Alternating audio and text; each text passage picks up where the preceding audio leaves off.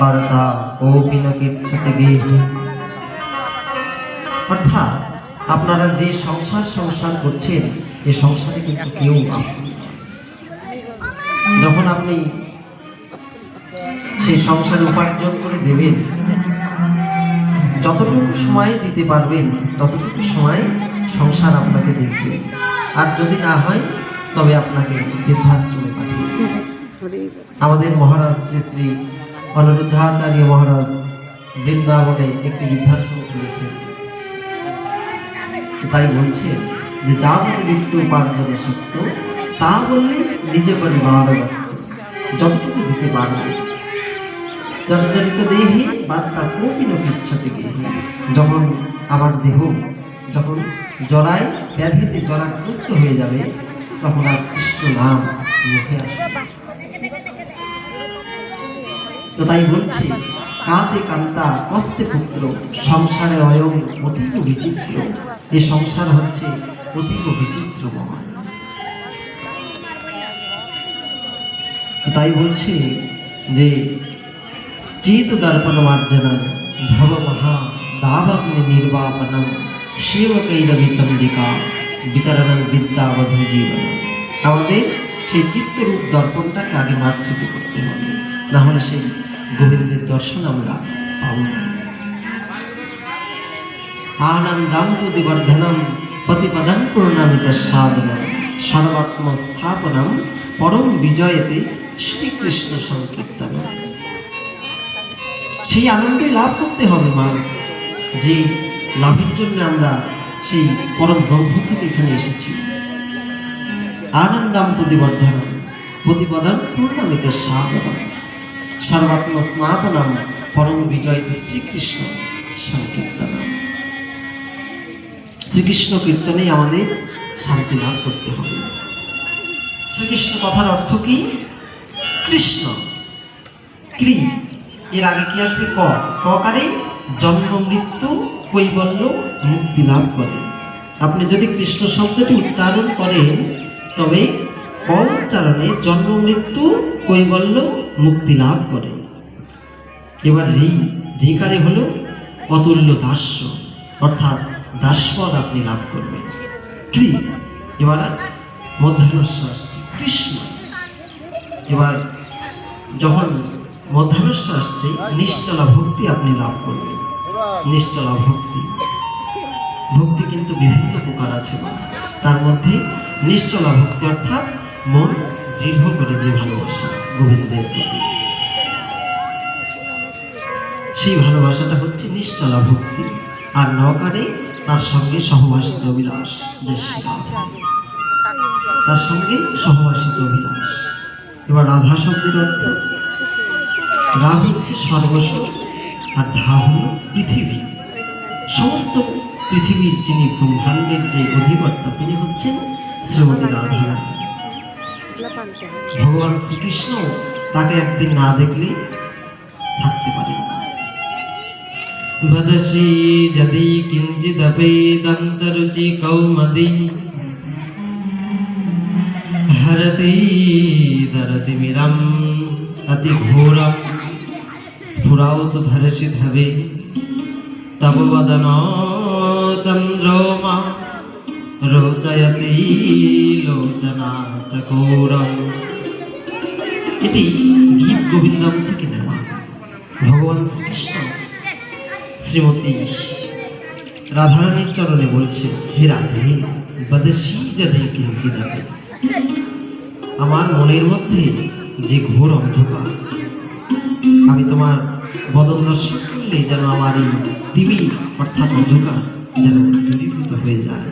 হে রাধে বদসি যদি কিঞ্চিদপি, কিঞ্চিত মাত্র যদি তোমার বদন দর্শন, কিঞ্চিদপি দন্তরুচি কৌরব, তোমার দাঁতের যে ঝিকিমিকি সেই উজ্জ্বলা স্মিতা, তার যে হাসি, সেই দাঁতের ঝিকিমিকিতে, আমার দন্তের ঝিকিমিকিতে আমার হৃদয়ে তিমি অর্থাৎ অন্ধকার দূরীভূত হয়ে যায়।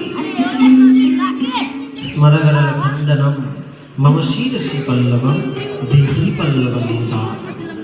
হে রাধে, তোমার চরণ যুগল আমার মস্তকে নাও। তো সেই রূপ বলছে। এখন রামানন্দের সঙ্গে যখন শ্রীমান মহাপ্রভুর আলোচনা হচ্ছে, তো তখন প্রভু বললেন যে তুমি আমাকে কৃষ্ণ কথা শোনো। প্রভু কহে শ্লোক সাধ্যে সাধ্যের নয়,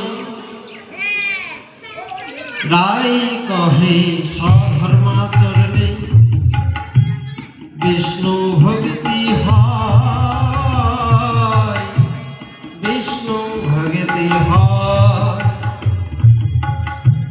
প্রভু বলছে, কি বলছে, যে তুমি পড়ো, সাধ্যে শ্লোক পড়ো। সাধ্য, সাধ্য কি? ভাবার্থ হচ্ছে এই যে আপন বর্ণের আচরণের যে মানুষ, আমরা তো সকল বর্ণ সমুদায়ের মানুষ, একজন ক্ষত্রিয়, আর একজন বৈশ্য, আর একজন শূদ্র, আর একজন ব্রাহ্মণ, তাই তো? তো এখানে কি বলছে, বর্ণাশ্রমাচারাবতা পুরুষেন পুরুষ পুমান বিষ্ণারাধ্যতে পন্থা নান্যত তস্কারণম। কি বলছে, আমরা যে যে বর্ণের আচরণ সমূহের পরায়ণ সেই পরম পুরুষ বিষ্ণু আরাধনা করতে যে সম্ভব হই, সেই বর্ণসমূহেই একমাত্র গোবিন্দের প্রীতিবিধান করতে পারে। অর্থাৎ আমি ব্রাহ্মণের ক্ষত্রিয়ের ধর্ম আর টেনে আনবো না।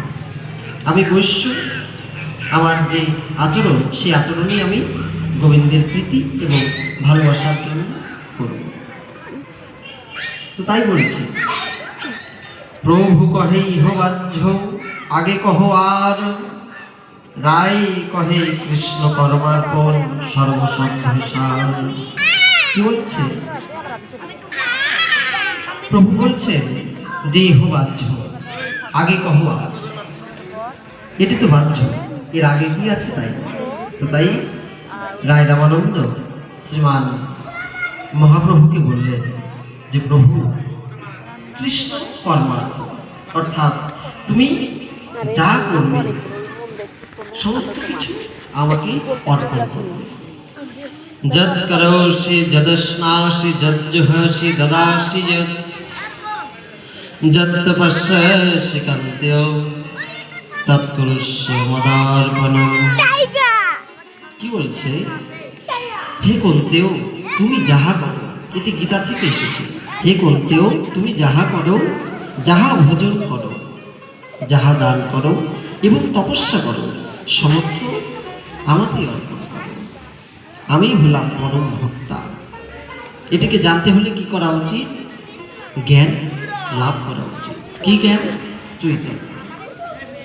বেদানাংশম বেদস্মি দেব নামস্মি পাশম ইন্দ্রিয়ানাং মনশ্চস্মি ভূতানামস্মি চেতনা। অর্থাৎ আমার যদি চেতনা সত্তাটি যদি জাগ্রত যদি না হয়, মহাজনজন গতস্য পন্থা, আমি যদি মহাজনের যদি গত অনুরোধ যদি না করি, তার সঙ্গে যদি চলাফেরা না করি, তাকে দৃষ্টি না দিই, তার সঙ্গ না করি, তবে কিন্তু কিছুই জানতে পারি না। লবমাত্রে সাধু সঙ্গে কৃষ্ণ প্রাপ্তি হয়। তো ভূমিতে ভূমিতে যদি কোনো ভাগ্যবান জীব ভক্তিলতা প্রসাদে পায়, তাই তো আমাকে ভ্রমণ করতে হবে, সেই পিপাসু হতে হবে। তাই তো রায় রামানন্দকে যখন শ্রীমান প্রভু বললেন, শ্রী মহাপ্রভু যখন বলছেন যে প্রভু আমার একটি বাক্য আপনি রাখেন, কি?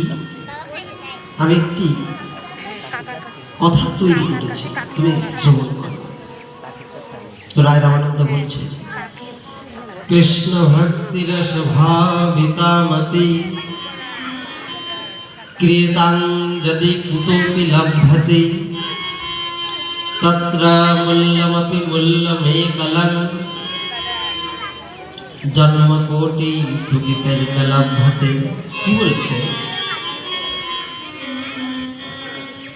কৃষ্ণ ভক্তি রস ভাবিতামতি, আমরা যে কৃষ্ণ ভক্তির মধ্যে আছি, সেই কৃষ্ণ ভক্ত কি জিনিস, সেটি হচ্ছে রস মালয়। অর্থাৎ এটি হচ্ছে যেমন আম কিন্তু আমরা এমনি খাই না, চোচা চিনি তারপরে আমরা ভগবানকে দিই। তো সেই কৃষ্ণ ভক্তিটা কি রস মালয়, যার কোনো চোচা নেই। কৃষ্ণ ভক্তি রস ভাবিতা আমাদের ক্রেতা যদি কুতপি লভ্যতে, কিনে ফেলুন যদি আপনার কাছে মূল্য থাকে। ক্রেতা যদি কুতপি লভ্যতে তত্র মূল্যমপি মূল্যমেকম। অর্থাৎ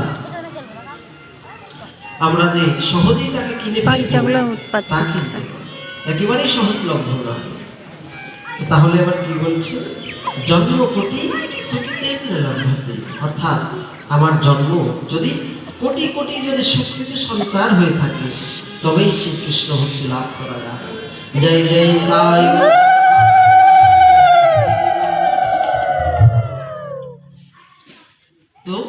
তো তাই বলছে যে কোটি কোটি জন্ম যদি আমার সুকৃতি যদি অর্জন থাকে, তবেই কৃষ্ণ ভক্তি আমি লাভ করতে পারব।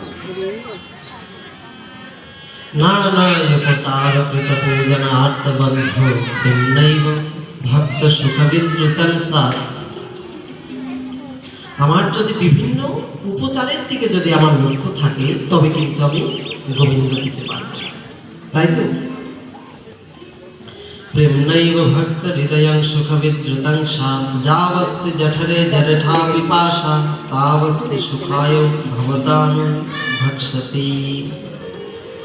কি বলছে যে নানা উপচার কৃত পূজন আত্মবন্ধ। অর্থাৎ আমরা যেমন ভগবানের ভোগ লাগিয়েছি কত সুন্দর উপাচার করে, সেই উপাচারের দিকে যেন আমার লক্ষ্য যেন না থাকে, হৃদয়ে যেন প্রেম থাকে।